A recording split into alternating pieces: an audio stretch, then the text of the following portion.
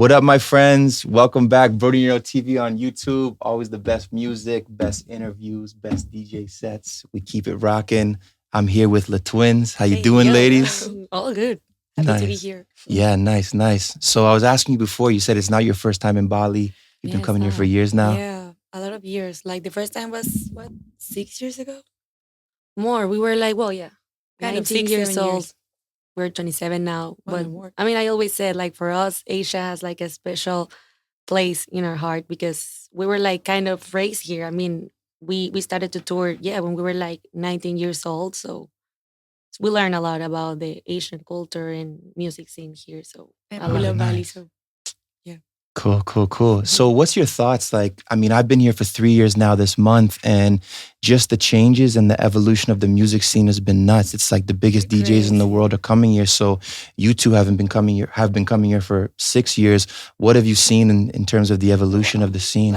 Another world. Like literally, I think it was just like one club back then, just like a small club. It's not like a big production. And right now, wow, events, club, a lot of DJs, the crazy lineups, and it's like, wow, looks like Ibiza now. Yeah, like kind of that vibe. Yeah, Tulum, Ibiza, but no, it's amazing because also like there's like I don't know, an special energy in Bali. If you can tell, like there's something in here, like you cannot describe, but it's a nice vibe, nice. Everything's good. Man, it's so crazy you said that because like literally, I swear almost literally every episode I do, all of the guests that come here say the same thing. Even if it's their first time, even if they've only been here for like 24 hours or something like that, they say they feel it as soon as they get off the plane. And I don't know, since forever, when someone asks me like, where's your favorite place in the world? I always say Bali. Come on, for real? Always, yeah. Wow. Yeah. Like when I retire, I want to live here and move here and like just massage acai bowls. Yes, that's the life. Because also like you can feel everyone is like so kind and they're like happy to do like whatever they do like for a living in their jobs. Like maybe you are like in a bad mood or tired and you just say hello to the one in the lobby and it's like, oh well, thank you. Yeah. Why he's so kind to me? Like and they're just so kind and they're happy and so the energy is like you feel it. Yeah, it's a special place for sure. You're lucky that you're living here.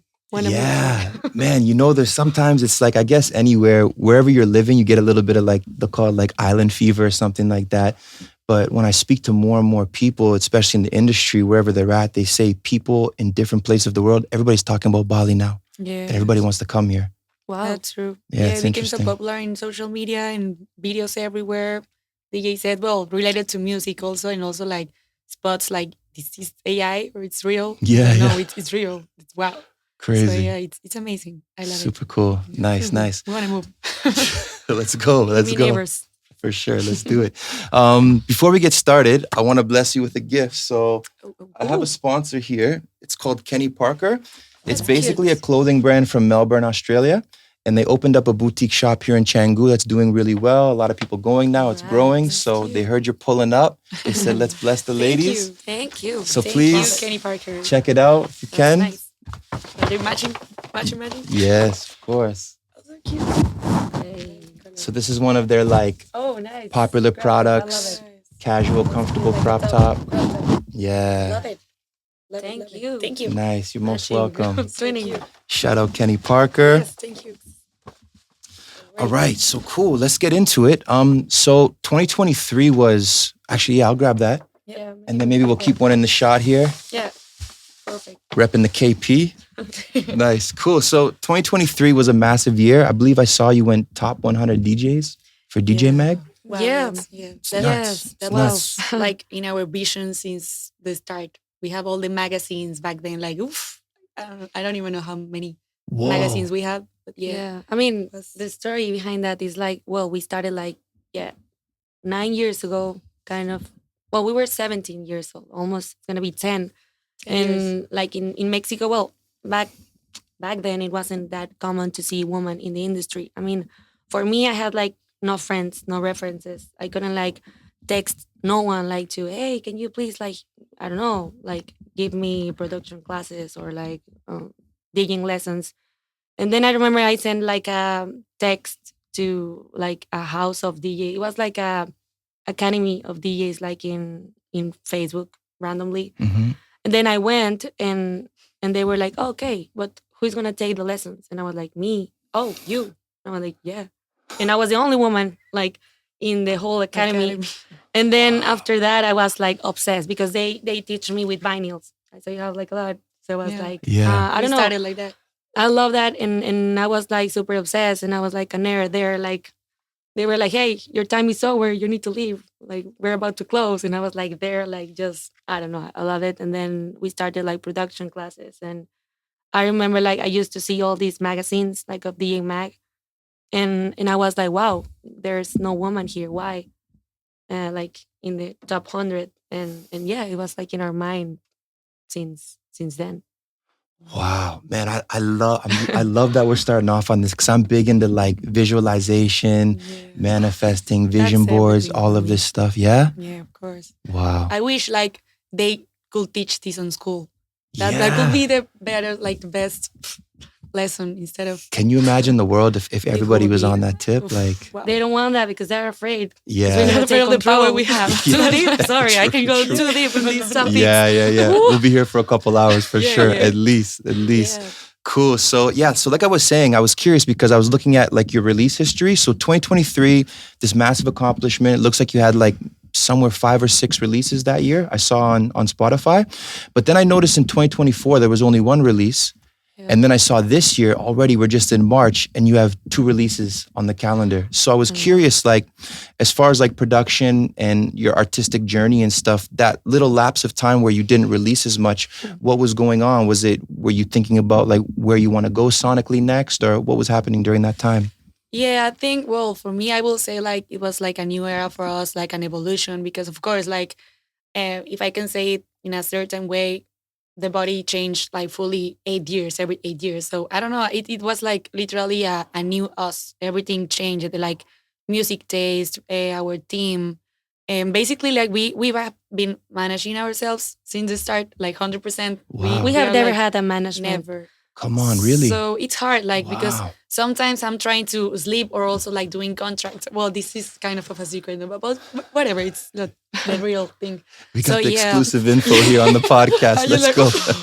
I'm like, what are you about to say? I don't know, like when it's like a normal interview, they never ask these things. So it's like, why not? Yeah, and I think it's a good thing to say, because I think like there's DJs starting and they're like, no, I need like a big management, or I need like I don't know, investment, boom. And it's like, bro, there's no magic. Like, it's just hard work 24/7 and just release music, do your music. And of course, everyone needs a team. And I mean, I'm aware of that. Yeah. But of course, like, you don't need, it's not necessarily, you can start from zero, you can have your team, or, as you said, like hard work.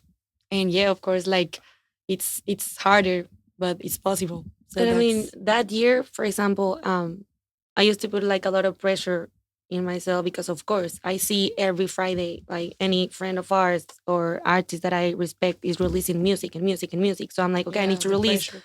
And then I was like, you know what? Like, it's not about competition. Music is not about like content, because I got tired of that. Like, to have all this pressure, like you need to release and like, follow a trend or something that you a sound. So I was like, well, we are like singers and songwriters as well.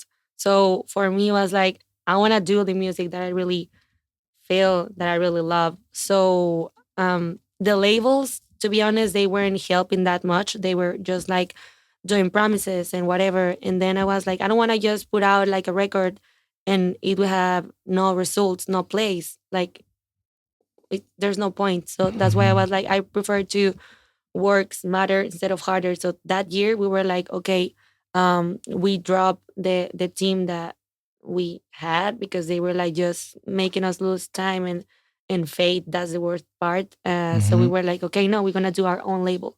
So we stopped releasing in order to build our label, our sound, because I think you have seen now, like Latin music and Afro and Spanish vocals in electronic music is a thing now. Yeah. But 5 years ago, I have... Don't go that back. Like 3 years ago, we sent like electronic music with Spanish vocals, and every label rejected. Like, no Spanish. We need English. No, the same labels and A&Rs are like, Hey, hey, do you have Spanish vocals? when you have vocals, like send it over, like Spanish vocals Even or Latin DJs, vibes. And I was producers like, from yes, Europe. like finally. Yeah. Wow. Yeah, now But like that's why. we have had like DJs from Europe. Like what? Now they want Spanish vocals. It's crazy. Like right now, it's like a Yeah. thing because being Latina, like of course right now it's a thing, or I can say like that. But before, For sure.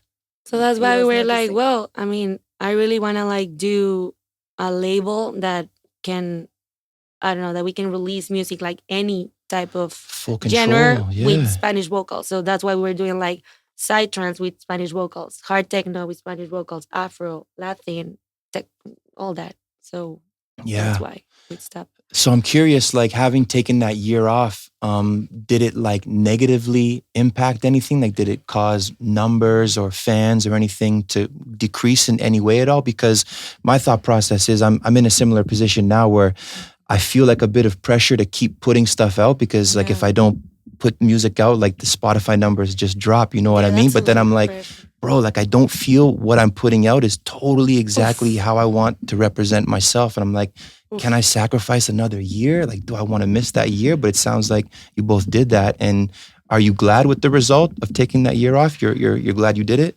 Yes, I'm way I too mean, glad, but yeah, I need to be honest. Like, you need to like, I don't know, when you have all this pressure, you don't have the time to think like clearly and do what you want the most. So I was like, okay, I'm 25. I have time to do this, this, and that. But for True. me, I don't know, maybe say it's a dumb example, but we are always traveling. And even if I don't see my best friend for months, she's gonna be there for me. Even if I don't see her like for a year, she's gonna be there for me because real people and the loyal ones, they're gonna like stay till the end no matter what. So Right. I think it's better to really like connect with those people with the things that you really feel, you really love. And there's no pressure. They're gonna be there for you. Yeah. If you want to stop 1 year or two and then come back with the best version of yourself, they're gonna be there. So I was like, I wanna give that to the people. I just wanna just Wow. release because of the pressure. So yeah. Wow, that's deep. I Yeah. love that. I want to share something that another guest said the other day that I had on. I'm just curious your perspective on it because it's been sticking in my head. So he said he looks at Spotify as social media and his songs are the content, the streams represent the likes and engagement. And if you're not releasing, you're failing your community. Just to give it like a bit of it feels definition. like that. Yeah, I mean, I can Yeah. agree because at the end, it's what we do, music. But still, like what we've been doing is like it was amazing. Also, we found out like okay, we were still doing music, not releasing, but we were doing like edits, remix, and also originals, and we were playing our songs on our sets. And I saw people like doing Shazam or sending us videos like, where is this song? Where can I find this song? They're like, no, it's an unreleased track.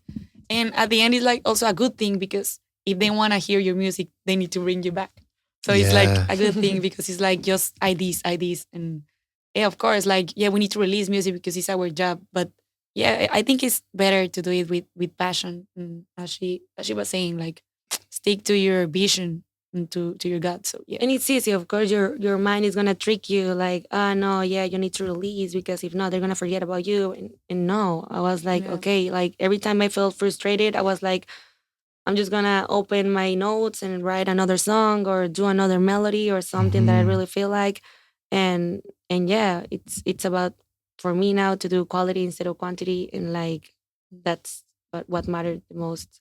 Yeah, I like it and I respect it a lot too because I can think of like I come from like a big hip hop and R&B background and like whenever like a favorite artist like a Jay-Z or something like that would take like 6 months or a year off for an album, I was like, fuck, like when you How? gonna release, bro? Like Rihanna, I've been waiting for Rihanna like for years. And it's Yeah, like yeah. she's my favorite. So yeah. Yeah, so it's good because like you said, and it's like I'd rather have I'm just making up numbers, but like 50,000 fans that really care about me and will wait for me than 5 million people that Yeah. get pissed off because I didn't release for 2 Yeah, months or yeah, something yeah. like Yes. that. Yeah. Yeah, because nice. also there's no like peace of mind, like if you are like always trying to please everyone.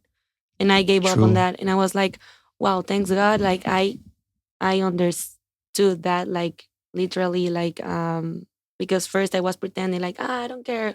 But deep inside I was like broken, like no, they don't like this, or they said this about me and whatever. And now it's like, no, I prefer to stay with the loyal ones and yeah, because your tribe is gonna like Hmm. find you when you're like literally connected with with what you love the most. So Yeah, authenticity, realness, all this stuff. Yeah, yeah, I dig it. Cool. So sticking on music for a minute now, like I've listened to sets from you, YouTube, listen to your music catalog. We hear like techno, psytrance, melodic techno. Even when I went super far back in the discography, I heard like some like R&B style songs, like maybe one of the this is like 2017, something like this. yeah. So having started then and then going all the way to where you're at now, if you had to put together in a couple sentences, let's say what you think your sound is now, how would you describe it? It's 100% like a fusion because as we are Latinas, and yeah, we had like a lot of different influences. Of course, we started like also with tropical house, and now, well, you listen to the show, we did a little bit of hard techno. So it's a huge change and transition. But we have two projects. We have like Let Twins, and we have also like another project that is called Who Is Who. So with that one, we used to play like in Tulum and all these like underground parties, melodic and Afro and Latin, when those genres they were like underground. Now they are commercial, so that's why now we change it. And now Who Is Who is more like all these Asia vibes. Like I'm saying Asia because for us when we started to tour here like 6 years ago, seven, it was like 150 BPMs, and it was psytrance. So it was like fast BPMs, and I love it, to be honest. Like I love house as much as I love all those genres, like faster genres. But 150, fuck, that's fast. Yeah, even 160 sometimes. Like. So it's pure I'm energy, adrenaline. Sure. You were like, and also like of course we are too. So we are alike. We have the same mindset, but sometimes we have different taste in music, or we both like two genders. So we don't want to stick to like the same one for 10 years. It's impossible. I mean, it's like evolution, always in constant evolution, always growing, always learning and better. So yeah, of course, it's always like our maybe same sound, same vocal, same taste, different genders. Yeah. For example, now we are doing like all these, of course, it has like Latin Afro influences, but all the like techno-ish elements, like of course we like strong synths and kicks, but also we add some perks and then some like Spanish vocals. So it's like a fusion between of what we are. Like we like to go hard and we're Latinas. And so it's a combination, the best of both worlds. Because for me, I just don't like because I've seen like my friends from all the house gang and all the techno-ish gang, they bully each other. Like it's like house is like no techno, no the way they dance, and then techno is no house, so boring. So for me, it's like, bro, I say nothing because I love both the same way. For me, it's like pink and rose. It's like I love both genres. I enjoy to play both, to produce both, to sing both, to do both. And why not? Like I don't see why people complain a lot and fight a lot. It's music. It's art. It's such a good point. We had Hugel on here a couple weeks ago, and he said the same thing because I was looking on Beatport right before I interviewed him, and dude was in like 4 charts for like 4 different genres, like tech house, Afro, melodic techno. I was like, why is this happening? He's like, bro, it's just as long as it makes sense, as long as you can play a set and these songs can fit together and there's some logic in it, then like he's like, I'm not gonna box myself in. Yeah. That's best, I think. And it's fun also to produce like different genres and to try this and that. And yeah. For sure. Speaking a bit about work ethic now, I saw before you played Shishi the other night, you posted an Instagram story and you were like last minute edit. You were like exporting something. And I have a friend that I interviewed too on the podcast, and he was saying how important it is that like, as a DJ, especially a headliner, you always want to have stuff that nobody else has. No other DJ has, stuff the crowd has never heard before, because sometimes there's instances where like maybe an opener will play way too hard, or they'll play like a lot of the top 10 on Beatport, and it's like, what are you going to do kind of thing? So I was curious, like, do you generally keep this mindset, like we need to have stuff that nobody else has? 100% since the very, very start. Like that's why the first tour we did in Asia, I was like, okay, why will they bring me back if there's a lot of DJs, why do I need to travel from the other side of the world? Okay, because I have my music and nobody else can play it. Like, if not, I can use Spotify and whatever. But no, we always use like edits, remixes, our own, and also we do live act with singing our songs or covers or like drums live sometimes. Like doing something different, of course. And yeah, we always have been doing this like our own music. In Asia, we started like to do live act when like a long ago. She was doing like the drum pad and I was singing like live. remix of yeah. I saw a YouTube video. So it was like singing live and drum pad. So it was like something real, like I don't know. Yes. Instead of playing the top 10 electronic music, we do like remakes of the top 10 with our vocals, drums, and edits. So it was like different than any other DJ. And still our music, but from someone else, what they want to hear plus what they didn't knew they wanted to hear. Oh, I love that. So a twist. Yeah. A mix, a fusion. That's what we are. Cool. I love it. Sticking on work ethic for a bit, like I'm really big on motivation, mindset, and I feel like there's a lot of people that watch this podcast now that are looking for ways to figure out how to get to the next level. So we spoke a bit about your journey. I wonder if you could touch a bit on it more about just the type of hours and commitment you have to put in the studio to really go to the next level. And I was just curious if you could share a bit about, like, if you can remember, like right before maybe you had your big break, let's say, for example, like how many hours you're putting in the studio, the sacrifices, the disciplines to really go international, let's say.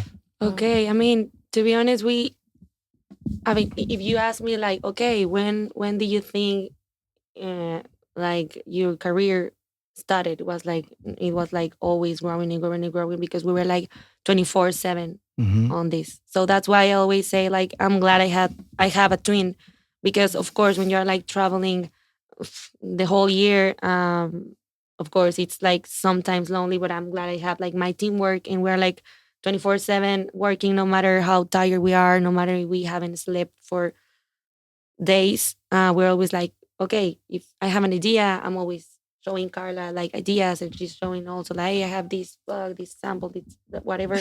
So yeah, for me it's like you need to be on it like 24/7. I mean, and also because we don't see it like as a work perspective. It's not like, okay, I need to work from 9 to 5. It's like it's our passion, it's our life, like it's our lifestyle. We literally, as last night, like before the show, we went out and she had an idea and she arrived 4 a.m. to do the edit, and it was a good edit. And we're like, oh, that's why you were like always like, yeah, that's how it, like when we go out, for us, it's like we always taking notes. So, oh, this idea, or because it's what we like. Like, of course, it's work, but if you see it like as your passion, it doesn't feel like work. It's just like doing it because you like it. So yeah, we don't have like a work time. We just like live for this, and that's what we do. Wow, pure passion. I love it. Yeah, we share the same vision, the same like schedule time, like always ideas and creating. Yeah, of course. I know, like all my friends, they cannot lie. I know when it's your passion, even if you go out to party, you're always like looking at the CDA and like to see the title or trying to do some Shazam to get some inspiration. I've seen a lot of them. So yeah, that's why. For example, yesterday we also went like to another set, and I was like just analyzing the crowd and just like listening. Like my brain always, even if I go to vacation or like have fun, it's divided in two, like as if I was playing, it's like that DJ syndrome, I guess. Yeah, it's always top of mind. Yeah, because you love it, so it's there. Yeah, it's crazy. Man, it reminds me of this story that happened years ago. It's the only time I've been on a private jet, but my friend was, or still is, the booker for the rapper G-Eazy. And we had like a show in LA, and we took the jet to Reno, partied so hard, he performed, then we came back, and like there was a couple cars there to take us right off the plane, and a few of us were leaving, and he jumped in another car and went directly to the studio. And I was like, whoa, bro, like you just did 2 shows in like less than 24 hours. You're in 2 different destinations, 2 or 3 flights. Clearly you haven't slept, and like you're going straight to the studio. Yeah. Like, man, talk about like commitment. Yeah, it's like mentality. Yeah, that's amazing. Also, like, for example, like Marco Carola is like a friend, and it's like a a legend, and I respect him a lot. And he Mhm. also did the same thing. Like I asked him, okay, what you gonna do before the show? And he was like, no, I never do like a thing before a show. Just music. I'm always at the studio doing music and preparing the set. So let's just hang out like all together like a day before or something like that. Oh wow. So I was like, wow, that's why he's there. And of course, I think I respect that a lot. So yeah. Yeah, it probably explains why he can play for like 48 hours straight. Yeah, of course. Wow, so he doesn't do like dinners, pre-parties, none of this stuff. Nothing. It's In just Ibiza, like he was like, no, I'm going to the studio. Like, there's no way. And I was like, oh, you always do that? Yes. And I was like, Wow. nice. And also, yeah, I think, for example, what GC did for me, it's the same way. Like, sometimes I cannot even explain myself, like, hey, I should be sleeping right now. Like, what's happening? But it's like, of course, when you have like all this rush and the energy of a show, you just want to I don't know, to do more, and you have all these ideas and Yeah. inspiration. it's so like you can't gasoline. stop. It happened to me like when I go to a big festival, we perform like I don't know EDC Mexico, and after you get inspiration from it, like you see all the headlining music, everyone singing tracks, and like wow, okay, no, it's like more like a boost of gasoline. Like let's go and work more. Yeah. And I think is the key, like to inspiration. Yeah, that's for me is the gasoline. Yeah, and following your intuition. Like if you have something in you, or like the idea you had at 4 a.m, like imagine you didn't do that. That's like one less edit that could make the crowd go crazy or something. That's how we actually for the when we write, because we are songwriters also. Like we never all the tracks we have. I don't know. It's not on a studio. Like literally, we can be at the gym and a song came out, or we can be on an airplane, like 10 hours plane, and that's our studio session. I can say like that. So yeah, it's like we can find inspiration everywhere. Cool. Love it. How it is. Speaking about festivals, what's the biggest crowd you've played for? Like how many people? EDC main stage. I don't know how much. I don't know. I couldn't even see the last person. It was like I don't know how many people infinite. can fit on a main stage of EDC Mexico, but it's a lot. 30, Yeah. 30K maybe. 30K. But we did 20. like a festival. It was like in Mexico. Yeah. And it's like a big festival. It's free for the people, or it's like I don't know, from the government. Yes. Like 50K. It was like those festivals like in the middle of the street, and not a Massive, block party, but it was massive. like a city party. It was like Wow. huge. It was amazing. I remember. What's Mexico. the difference in feeling of, let's say, like playing shishi here in Bali and then playing to 50,000 people? Like, I mean, maybe an obvious question is like, do you feel a lot more pressure or not, or it's all the same for you, or is there? I know to it's be honest, weird. I feel the opposite. For me, When I it's feel l- less pressure when it's more people. Yes. Because interesting. Like Same. I like to, I don't know, like I like to see like the energy, and it is different because when it's like a big crowd, you can like as a festival, they go to literally, I don't know if I can say it like this too. They are prepared to give it all, so they have like more energy, more like power, and maybe a club is like, yeah, let's go for some drinks, and they have fun, but it's not as the energy as on festivals. So I prefer 100% more the festivals. It's But like- of course, like for us, we have a rule, and we can play like for like any main stage the same way and with the same energy, the same like as if we were playing like for 10 persons. Like for me, it's about if they Yeah. are there for me, even if they're like 3 of them, I'm gonna give my soul for those 3 people. Right. And I think Maximum it's about effort. that because I also care for the people like behind the decks, the ones that believe in me, booked us, the Yeah. ones that are there to listen. So for me, the crowd, it's also backstage. That's a great point, because I'm sure, like, let's say you get booked and the promoter doesn't do their job or something like that, but the one that booked you, the production team, the owners, they would probably Yeah. still want your maximum effort, even if course. it's half a turnout as it's supposed to be or Yeah. anticipated. Yeah. And also, I don't know, like, I mean, we have learned like, because for example, we have played like in the most random places like Haiti, Africa, and then we needed to adapt to the music, and we were like, okay, suddenly out of nowhere, we got everyone like dancing, but when we got there, they were like sitting Sitting, in yeah. like, sitting at the sofa, and we were like, wow, this is gonna be hard. And boom, I don't know where, like they felt the energy, they felt we were having fun. Yeah. They stand up, they started to dance, and we were like playing amapiano and some stuff. Like it was in Luanda, so it was like we went out the first night, like a night before, well, 2 nights before, and we're like, okay, let's see what the people want. And then we went back, we do a few edits. And we were shazamming everything and doing like edits. Amapiano plus us techno, like remixes, and it was nice. We like the fusion we did. But yeah, like they were happy because we're like, how are they playing our local music? Yeah. And we're like, mind blown.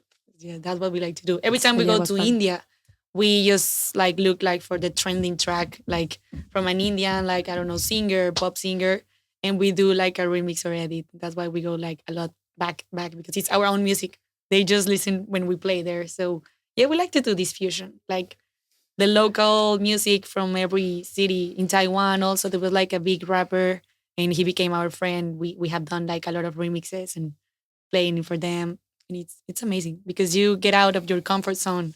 So that's like a challenge. And every time we play like in a weird crowd or like different city or something like not common, we do like a challenge like, okay, let's go. Record time. Yeah. You need to make them stand up or move. In less than 5 minutes. Yeah. And that happened. Wow. And we were putting like, she plays one song and then me and let's see like crowd response. So it's like a battle in between us to see like the people moving. And it's like, no, that's not gonna work. And then we have like secret codes. It's like the elbow or whatever. And thanks God now the CDJ, like the 3000, you can like type easily because it has like a huge screen. Yeah. So we are always communicating like, no, told you, no, this one, not, no, yes. No way. Where like the search bar or something? Yeah. That's the search bar. We are always like arguing with that thing. But yeah, it's a good way to communicate in that. But yeah, it's a nice teamwork. Yeah. I mean, I'm just thinking about it now. Like obviously you as a brand and entity, like you're doing so well success-wise. I'm just thinking the efforts and lengths that you both go to give a great show. I mean, I feel, I don't want to judge anybody, but I feel like there's talent that kind of just, they've built a status for themselves. They pull up, make the bag, go home kind of thing. But you guys are like going, integrating with the local scene, seeing what's being played, and then taking that information home or to the hotel, let's say, sitting there making new edits, and then coming with exclusives on the spot. Like it's a crazy work ethic. That's what we love. Like that's why we love the culture of every city, every country we go. Like it's like art, as I told you. Like it's like the best fusion ever because music is a universal language. So even maybe I don't understand them or they don't talk Spanish, or when we go to China, it's impossible sometimes even to communicate with the crowd, but they understand music. So that's the power. Like we speak the same language, music. So it's, for me, that's a magic thing to do. Like to be able to communicate through music, see them like understand us, our vision, our music. It's like the best thing ever. Yeah, and also because, for example, I don't know, we have been doing like this since like a while. And in Mexico, we also like manage clubs. We also do our own events. We have like our own label party, which is called Double Trouble. That's the label. We also do like Double Trouble parties, and we try to add like locals and new talent to the lineup and whatever. So of course we know how to manage the whole night. And we when we started, of course, we needed to prove we can play like any genre, any stuff, hip hop, reggaeton, mamba, all of them. So for us, when we started, we were like digging some deep house, all the 90s, 70s, like in a restaurant, in a rooftop. So we were like, okay, well, we needed to do that, and then also some like, I don't know, like reggaeton clubs. And we didn't have like an issue because we were like, okay, we're gonna prove everyone we can play like every genre, because well, our experience was like different because we were judged. We were like always judged, like, okay, you're a woman. So they were like looking at every step we were like giving. So we were like, okay, criticizing. Yeah, to see if we do like a little mistake to judge us or to. So we were like, okay, you want? So we're like, oh, then look closer because you will look like. Yeah, you want me to play open format? I'm gonna do it. You want me to play like in main stage? We're gonna kill it. You want me to play at the random after party in Tulum? I'm gonna be the best. I'll do it. But genuinely, like we love to do that. Like we love to, to do all that, like multitasking. Yeah, because if not, you can get bored of doing the same thing every time. So For sure. It's a good thing to do. And we are too, so we have like different ideas, and it's like boom, bam, boom, boom. So Yeah, the synergy is there, obviously. Yeah.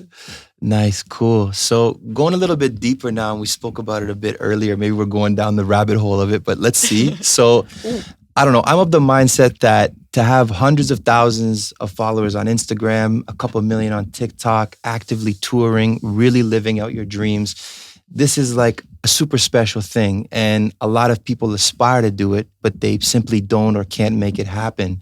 I was curious, hard work and hustle aside, why do you think you've manifested this life? Like, do you consider yourself spiritual, religious in any way? Like, why do you think you've been able to live out this dream and manifest a vision of going top 100 DJs in the world with like the biggest magazine in the industry? Wow. Well, you said that we're allowed to go deep. Yeah, of course. Because, for example, I've been studying like metaphysics since years. Mm-hmm. And of course, I'm super religious because, well, in Mexico, like, there's a lot of, like believers. So I'm a Catholic still. But of course, I know that religion has been manipulated by humans. So when we started to come actually here to Asia, I saw something different. And I was like, wow, why?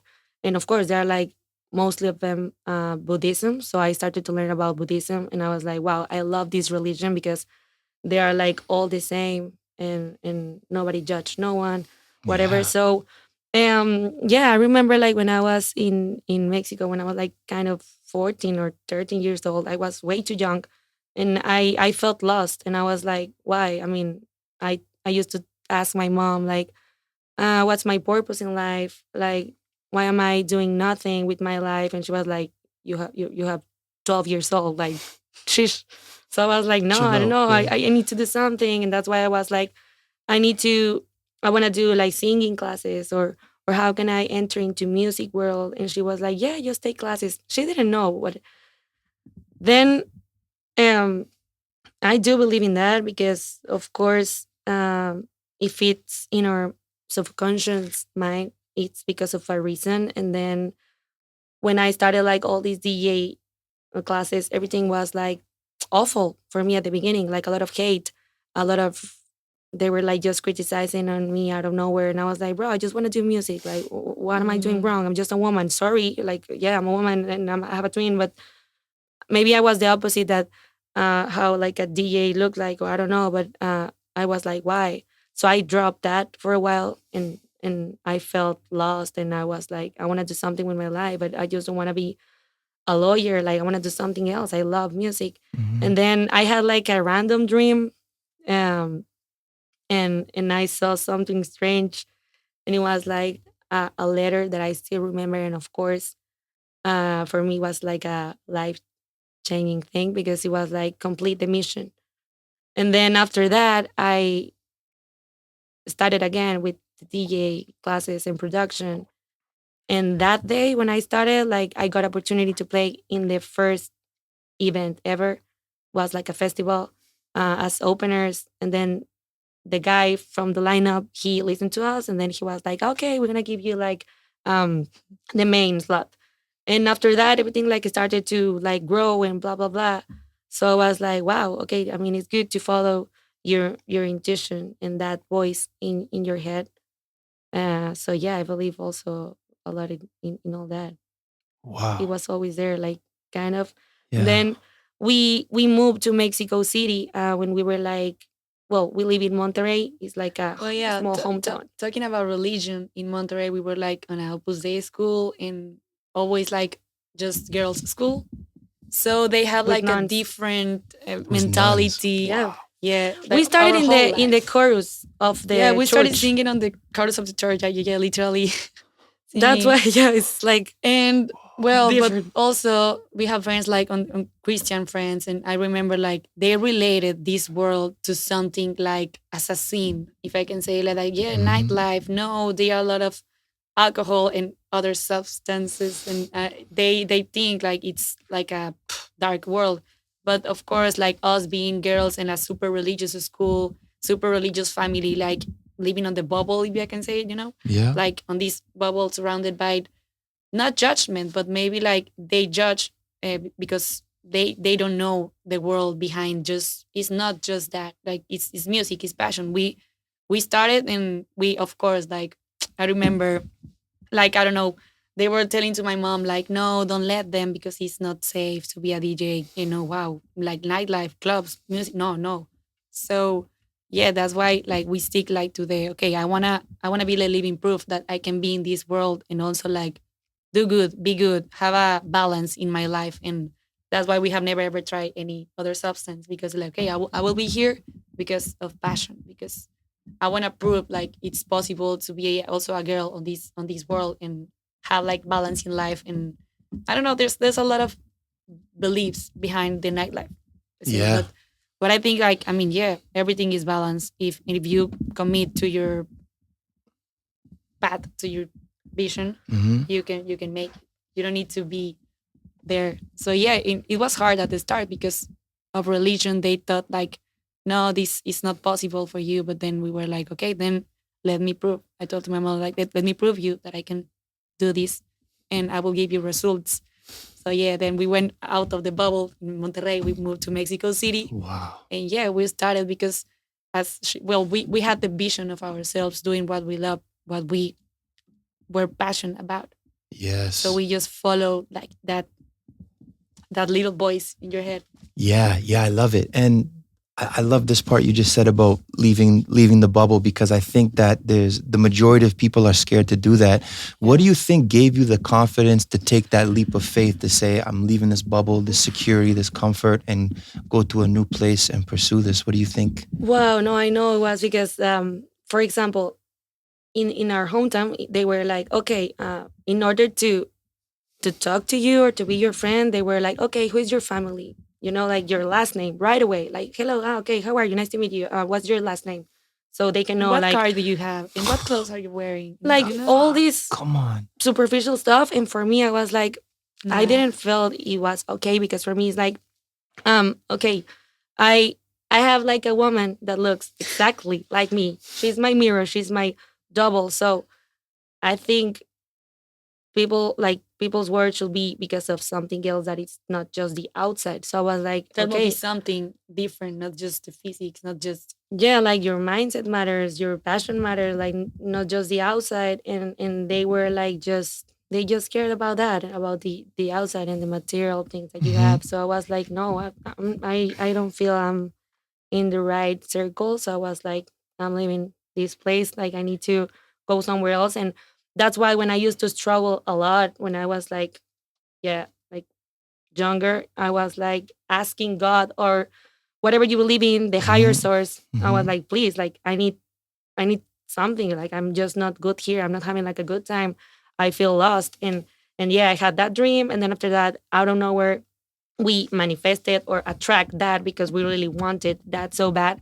So when we both together wanted that, we attract like opportunities and people and amazing people like that believe in us. So we were like, okay, let's go to Mexico City, because I remember we wanted to take like production classes in a school there, Hmm. Sai, like it's an academy. Yeah. So the classes, they started in March.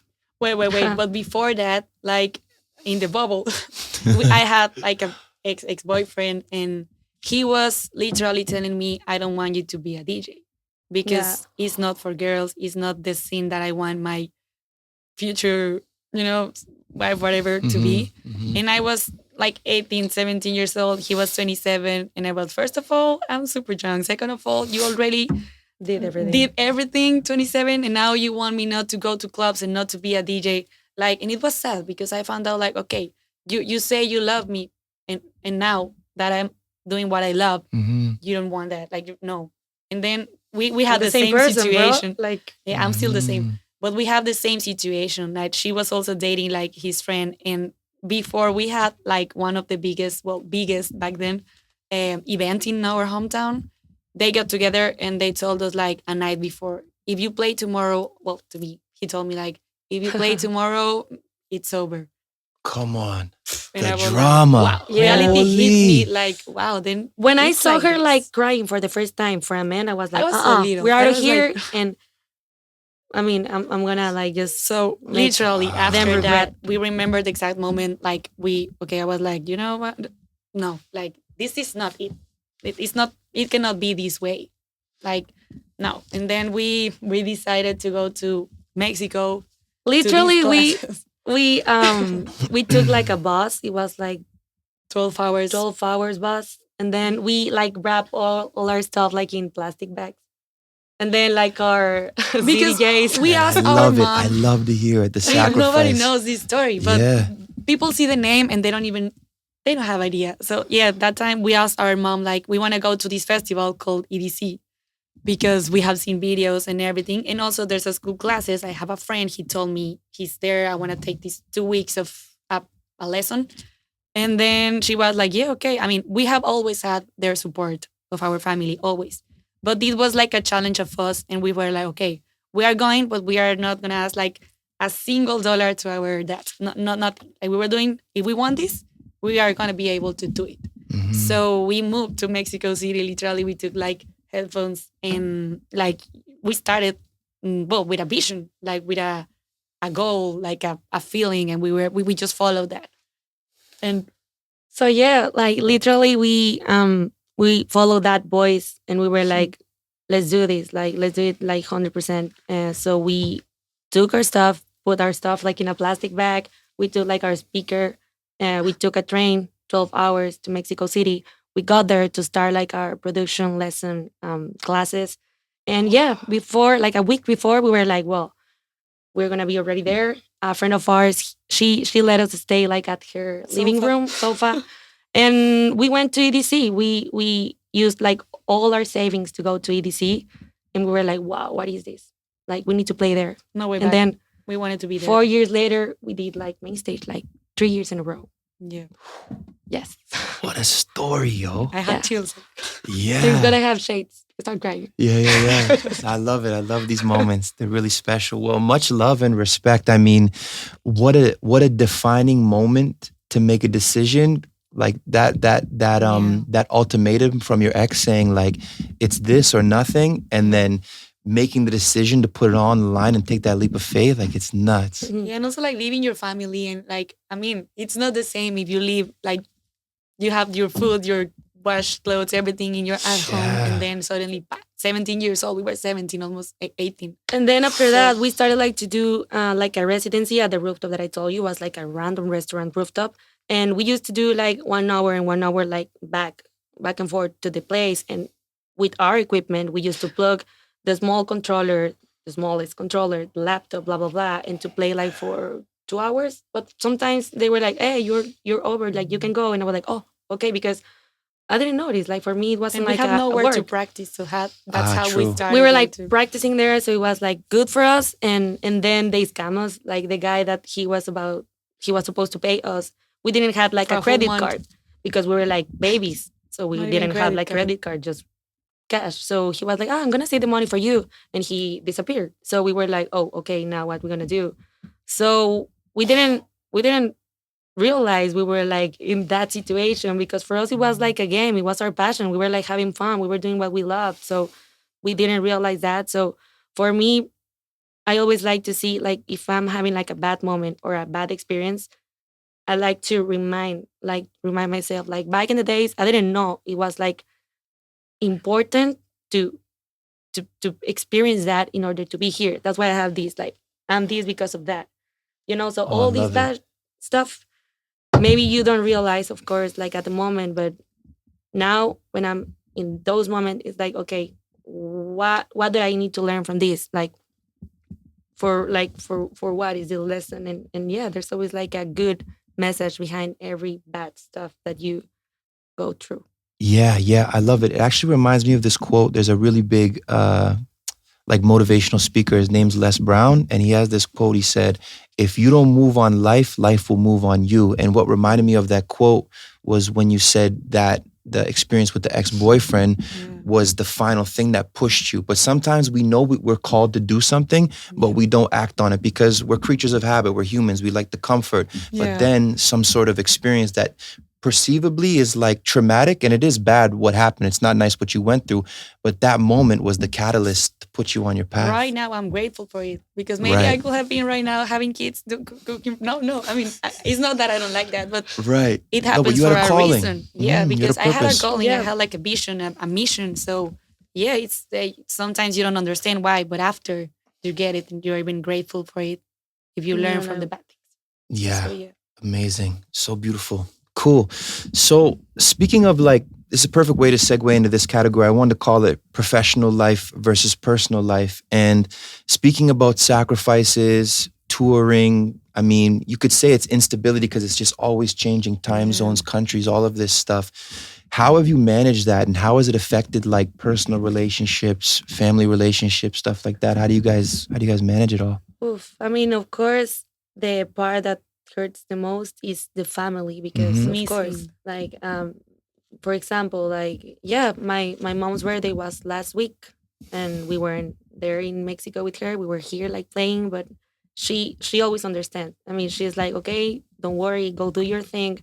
We can celebrate later. So for me, that support, God bless her. It's like amazing because she has always been that way. Like every New Year's or Christmas, we were in Asia actually. Like we are always in Asia or somewhere else playing. Somewhere else. The important dates. Since we started, we were like far away from home, like in all those holidays. And she was like, no problem. Like just go and do your thing. And yeah, we celebrate later. So that's crucial for us. That's important. But of course, like there's always that voice in my head, like, oh, it hurts. And you just pretend to be strong enough to just fake a smile and FaceTime, but you're like just But I'm glad I have like a part of my family with me touring because if not, I wouldn't be able to tour this much like just by myself and this far from home and missing everyone. Like it's hard to have relationships and it's hard to find someone that supports you. Yeah. And it's a blessing when someone does. So it's the sacrifice, but at the end it's like a big reward. So for sure. It's like you need to put in balance like what do you want the most. And I mean, we are committed 100% since we started. So first I used to think like why men are so selfish because they don't understand me. And now I'm like, bro, I think I'm the one that is selfish. Of course they want someone to be in Valentine's Day with them. They want like someone to be in New Year's, in Christmas with them. And I will be in the other side of the world, and that's okay because I won't change this. So if they're okay with that, and then if they can travel with me or whatever, then you're more than welcome. But if not, I stop like blaming on myself because I was like, no, I'm not good enough. Why they don't support me? And I was like, no, okay, it's normal. Like 100%, I understand that they want someone to be there, not just like a camera, you know. Yeah, and I feel like, well, maybe it's a bit cliche to say it, but the right one is going to support you in what you're doing, right? Not hold you back from your calling and your purpose. Like I look at, it just came to mind for me, Korolova. So I see Korolova like traveling, like I think her husband's her manager, if I'm not mistaken, something like that. We met Korolova before she was Korolova. She had another name. Oh, wow. And I see her with her kid doing it like, wow, that's amazing. It's possible, you know? Yeah, I love to see it too because for me, like, my earlier part in this industry, I used to think a lot about like how heavy it is because of the drinking and the substances and all this. And I was like, fuck, like I need to stay in this because it's the only way kind of thing. And as I, make my mark more and become bigger and, establish myself more, I realize like we have more control than we think and we can create whatever we want through this industry. Wow, yeah. Yeah. And also like, I passed from the worst experience with the ex-boyfriend. Right now I have like 1 year and 3 months with the best guy ever in the world. Like he supports me more than I could ever imagine. Oh, amazing. I thought that was impossible, like for real. It was like, no. I mean, because we have a super different life, always surrounded by a lot of people, and also like, I mean, like 1 month touring and I'm going back just 3 days and then again. So of course it's super hard. Like I understand that. But I know like also like I attract him, I think, because I was always like trying to understand if this is like possible. But yeah, of course it is. Like there's good people outside too. So. Amazing. Yeah. Such a good point to share with people, I think, too. Yeah. Yeah, and I also love what you just said, that you can create anything in this industry because, as I said, it's like a 360. You can do events, you can even be a booker, and sometimes when you, I don't know, book like a huge artist, it's the same as a real estate. You know, it's the same as selling like a huge house. So the commission and all that, there's a lot of business behind all these. Yeah. When people think you're having fun, it's like, yeah, I'm having fun, but I'm also like doing like business and good stuff because that's why we run clubs and people doesn't know. But we also, we have like investment in clubs and stuff like in Mexico because for me, I love this and I love to be part of relevant stuff. And yeah, like, I don't know, when all these people used to say to us, like, the moms of my best friends, like from my hometown, they were like, oh, okay, but the music career, that's not gonna last forever. That's not gonna last forever. And I was like, watch me. You know? And now that Blondie, she just announced like she's gonna be the first resident in Pacha, the first woman resident in Pacha. And she's like, and yeah, she's maybe a little bit more older than us. So it's like I have time. And then I see Marco and all those legends like having their birthday 50 birthday at space. Is like, bro, it's crazy to think, I can do right? this forever if I want. Yeah. But also there's a lot of business behind all these what we do, and it's amazing because also people think like, oh, but there's a lot of fake people in this industry. That's why it's easier to spot the real ones because it's easier. Like you connect more because you know who of them are real.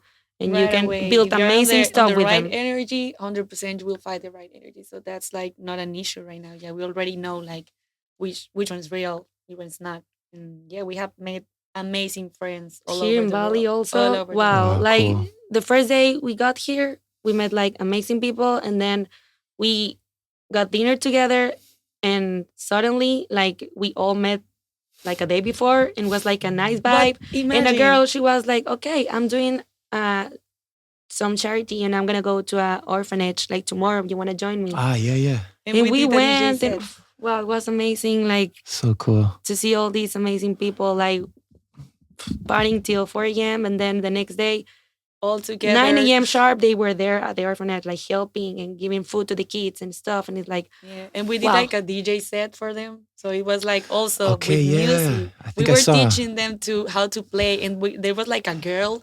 She was like learning everything. And how do I do this? How do I click? And wow, it was like an amazing experience. So yeah, it's a blessing to have these type of experiences all over the world. Yeah. I mean, it's clearly not a cliche when they say your vibe attracts your tribe. 100%. Yes. You know what I mean? And that doesn't mean just people. It could be opportunities, experiences. Yeah. Wow, cool. Yeah, one day partying and then the other one that helping people. Wow. It's a blessing. Nice. That's Bali magic though, for sure. Yeah. 100%. And being on the same frequency, the full frequency there. So yeah, being on the same frequency, like nice. Cool. It's amazing. All right. I got 2 more questions. Perfect. Big goals and ambitions. I wondered, what does the next level look like for the twins, and what do you think it's going to take to reach it? I think before, always has been our vision. Like, I want to play here, and be in every festival possible. But right now, our vision is like to have our music being played in every festival, every place. A hit song, we have a lot of unreleased music. Yeah. So it's like, the feeling of having all these weapons like that we like to play, and our art, music, vocals, and waiting for them to drop. Sometimes it's hard because you need to do the process. It's a process, but yeah. Now our vision is like to release as many music as we can because we wait a lot, a year. So yeah, right now we are on it. A lot of music. Cool. Collaborations, secret collaborations, and labels. And also like to grow our label, because it's also the idea of this label was to support all these like electronic music, any genre with Spanish vocals, maybe also woman, like emerging like artists, mostly woman, because I've been there in once like a friend, she told me like, of course I want to release my first label, but labels ask me for other like yeah, like experience and okay, which releases you have in order to release, and of course how she's gonna release the first track if they always ask for more um I don't know experience and she doesn't have. So that's why we want to like help and support like all these artists and also keep on doing like or our party double trouble party all around the world. And that's Nice. fun thing. Cool. Cool. Amazing. Big dreams. I hope you all manifest them, make them happen. But it's It will typical. happen. You do it. You've already been making it happen for I'm years. grateful already. Yeah. Because for Yeah. example like yeah, like because of the ambition and the manifestation and the hustling, we have done like the best festival, Tomorrowland, a lot of times in EDC main stage and DJ Mag and Ushuaia, but Crazy. and without a management. So for me, it's like wow, Yeah, that's that's amazing. Like nuts. Yeah. just us, but now of course we want to like do it again with our music. I mean, with the new the new music, the new Yes. style, no limits, you know, like now I don't care if the label doesn't like what I send. I like it. I have my own label and someone out there is gonna like it. So boom, you know. So for Yeah. me, Yeah, yes. sorry. Just one question I had on that before I forget it, because I'm always forgetting things. Do you think it's still important, even though you have your own label now and you have the freedom to distribute music at will, do you think it's still important to keep shopping music to bigger labels to kind of stay relevant in the scene kind of thing? Or what do you think? I think it's just because of that, just because, yeah, for the brand, you know, I can say it like that. But we Yeah. have had good and bad experiences. Sometimes they help, sometimes not. But it's, I mean, yeah, you don't need approval. You don't need approval from any label. If you like the song, put it out. That's True. also But a also, thing. yeah, I think of course it's relevant to still be there present, but just if it's worth it and if in the contract they're gonna do what they promise, yes. If not, it's better to do it yourself because if not, you're just gonna be waiting on them and nothing's gonna happen. So you want the name or you want like a, a real result.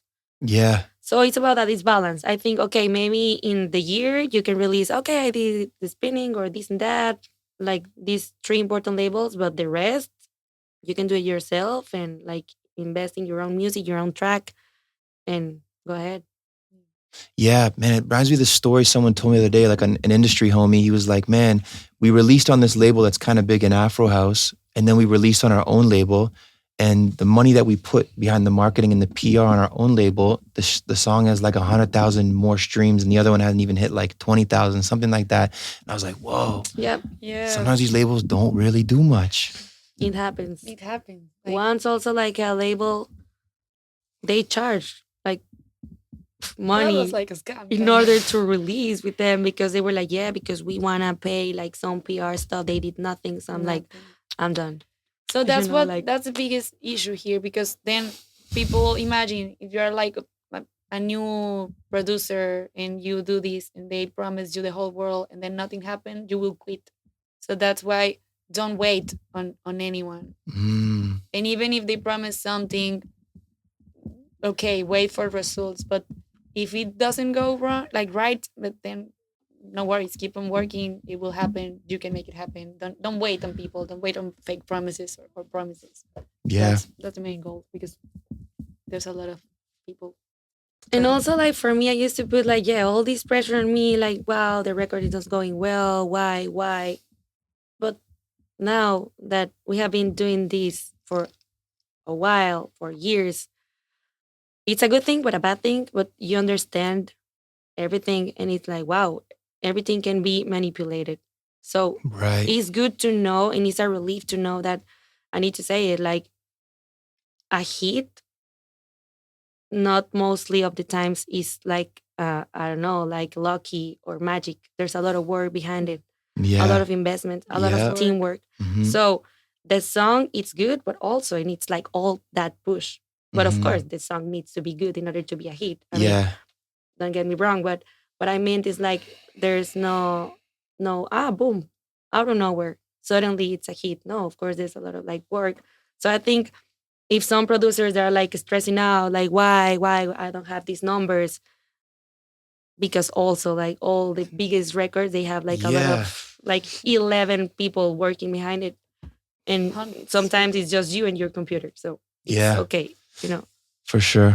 Yeah, I posted something on Instagram the other day, and I was like, man, it's crazy. This song is like 250 million streams, and then like another DJ like hit me up and was like, yeah, but do you know he had like a 90K marketing budget behind that song? I was like, damn. Yes, it's crazy. Yeah. So when we started like to discover how everything works, we're like, scenes? oh, okay, well now then. I know. Yeah. But yeah, that's why it's the same point that we were talking about, like stay with your loyal crowd, and no matter what you release, they're gonna be there for you. So yeah. And always trust your vision, because I know right now, like, it's about people trying to follow trends, or people trying to follow what they see on TikTok, or what's more like, TikTokable or Instagram, like, you know? Yeah, facts. But it's not like that, because that's just like trends are just for a season. It's not like, you know, so yeah, that's the biggest mistake I have seen when someone is trying to, I'm doing as him, I'm doing this or that, like copying someone. And we never like to copy someone, because then you became that someone and it's not you. So it's like, yeah, okay, it's good to have like examples of other DJs or producers, but not copying them 100%, because it's not worth it. You need to be your own sound and your own like identity. Yeah, and just coming back to something we spoke about at the beginning about the year that you took off, I was speaking with some producers, and they were saying like taking this time, or even this year, for example, is a good idea, because if we try to copy the trend is what's right now, and this music could have been made a year ago, and it was just waiting to release. So it's good to innovate and try and stay ahead, because the music could come out in a year from now, and you know what I mean? Yeah, because now, of course, I regret that. I wish I had released like all these electronic music with Spanish vocals 5 years ago. Yeah. Because now it's a thing, but we were rejected by labels because they did not want Spanish, and now they want. But and I was like, well, maybe it's a bad idea. Okay, never mind. I'm gonna change it to English and whatever, or no vocals. And now look, so it's like I won't ask for permission to no one. Right. I won't ask for like feedback to no label. Just I feel if you feel it, well, but don't let that change your perspective mind or your perspective. Yeah, so that's true. If I feel it's okay and I like it, and if I vibe with that, I'm gonna do it. Yeah, because also, there's a lot of people that will judge you until you know, or every head, it's a mind in a world. So you will have different like ideas, and if you try to do and make everyone happy, you will not be happy. So better you. Agree. Wow, so many gems in this podcast. I love it. So much inspiration. It's been good. All right. Last question of the day. I ask at the end of every podcast, and it's if you could imagine pre-success, pre-going international, you're still local, or maybe like you just got to Mexico City, you're planning your local residencies, maybe you've got a couple songs out on some smaller labels, but big dreams and big visions of going international. Fast forward to 2025, all the changes that have happened with social media and stuff, and there's someone in their hometown right now with those international ambitions. 2 or 3 or 4 gems of advice you could offer to that aspiring talent that wants to go from local to global? Wow. First of all, trust your vision, because there's a lot of people that will tell you no and no and no. But if, as us, if you follow that intuition or that passion, it can become a reality. But of course, also we always say, like, you need to work 24/7. Like, stop planning and start doing. Like, even if it's like not the best, but you can do one song is not the best, and then the other one will gonna be better and better and better. Like, it's about being constant. Yeah. And I think also for me, what helped us is never take a opportunity for granted, or like, oh no, it's a small gig, I won't do it. Oh, it's a small venue, I won't do it. It's a small restaurant, I won't do it. Do it, because you never know who is gonna listen, who is watching, which contacts you're gonna do, whatever. So we started that way, and of course, in order to get to the main stages, you need to maybe sometimes, do those things. So it's about that. So for me, it's awful when you get frustrated, like, oh yes, I need a teamwork, and I need an investment, and I need a management, and the best management. And no, I mean, in order to get to million, you need to start from 0, 1, 2, 3. It's step by step. So it's about that. Yep. Wow. Beautiful. Beautiful. No. There's tons there. And I mean, even this answer, we got some gems, but the whole podcast, this whole discussion has had, well, actually, I'll stop there. I want to take a moment to acknowledge you both. I had no idea how the conversation was going to go, but you both have so much depth to you. So much soul, personality, and I'm glad we did this because I'm sure there's people that are curious, fans and supporters who want to know more about you, and now they get to know you outside of the DJ booth, which is super beautiful. I'm glad too because, as I said before, like maybe they know the name and they don't see the behind the story, and maybe this can help as an inspiration because I know like people aspiring to be a DJ, they have that wrong like mindset because it's hard. Of course, it's not an easy career, but it's possible if you really, really, really want it. You need to love music a lot to really like focus on this and do it properly. No but doubt. It's possible. Like, yeah, because of course, like we started from zero, and then after that, like 2 years ago, we were in Thailand. We did like a show, and that's another story. We got like robbed. Our house, it got robbed. Like literally, we started from zero all over again. Because they stole like some cash we had, some like our amplifier, our guitar, our equipment, everything, laptops. And we were like, wow, okay, we start from zero again. But this is something no one can steal away from me. Yeah. The mentality and the passion is going to be there forever. So use that. Yeah. So no matter how many times they bring you down or tell you no, you became unstoppable. There's always a will. Yeah. So well, you are. So and it's good because every interview is just like so organic and you cannot tell because there's like, let's keep it professional. What are your next releases? Blah blah blah. No, but it's good to be like a real human and tell your experiences so people can understand the real world and get to know like, okay, they did it, I can do it too. And I know I think I'm at my 10% of what I want to accomplish right now. We still have a long way to go. So, but I'm also glad a reminder to myself, like, yeah, I'm glad like what we have accomplished, even if it's like little or much. I'm proud, but it's organic. It was like the designer, us, booker, us, lawyer, us, accountant, us. Because we also do like music videos. We direct music videos. We love all that because it's art. I love. So it's like, oh, who did the video? Who is the makeup artist? Us, the designer, us, because we also have like a clothing line. Us.